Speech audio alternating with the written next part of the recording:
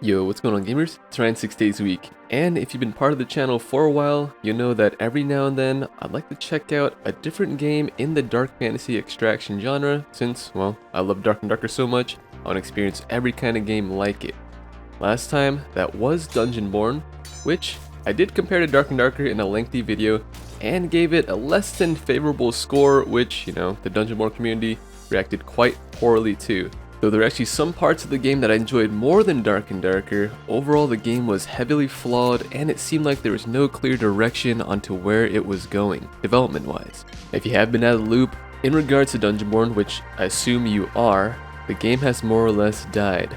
This is a real screenshot, not edited, that is one single player online at this current moment in Dungeonborn, with a 24-hour peak of 24 players.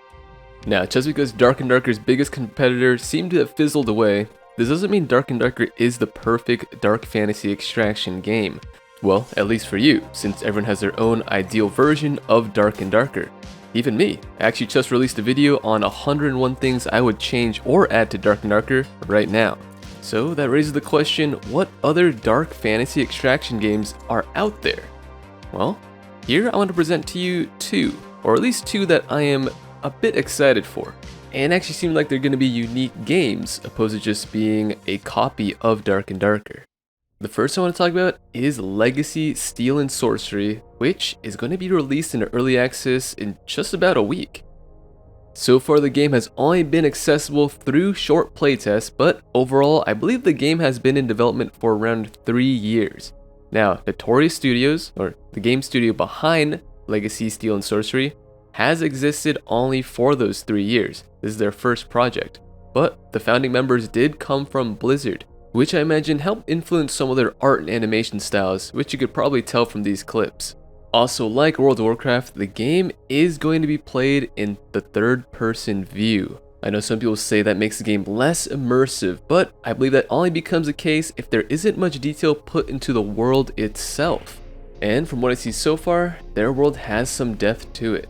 The characters, items, and environments found in this world really feel like they belong there. They're writing their own story, which is incredible, and they've so far done a great job at it.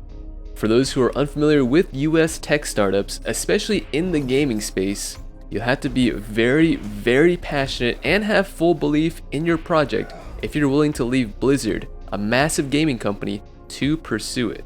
So to me, that alone shows how much care these devs have for the game and the community around it. A really good sign in my opinion. Now, as we watch these clips, don't get confused by the World of Warcraft-esque stylized art. This is still very much a hardcore extraction game. You can still PvP anyone, anywhere you go in the world, and it still employs the same full loot laws that you find in Tarkov, Dark and Darker, and Rust. That being said, the game isn't solely based around PvP or combat interactions. Legacy also expands on more resource-focused interactions like crafting, cooking, and mining. At this current moment, the game does have 4 unique classes: Warrior, Hunter, Priest, and Rogue. Each of these classes have their own unique sets of armor and weapons, as well as skills. Again, this is still very early on in the game's development, so we can expect more skills for each class, as well as more classes in the future.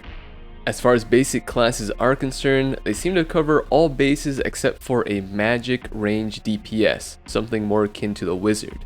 Alright, now for this video, I'm not going to give you a full-on deep dive of Legacy Steel and Sorcery quite yet, since, for one, I do not have the footage for it, and two, I haven't really played enough of the game to give you all the important details. That will change though, at least starting on the 12th when the game is pushed into early access. But if you want some more information about the game right now, I do suggest checking out their YouTube channel. I linked it in the description below, and it has a bunch of cool dev Q&As in which they talk about the future of the game and where they intend to take it.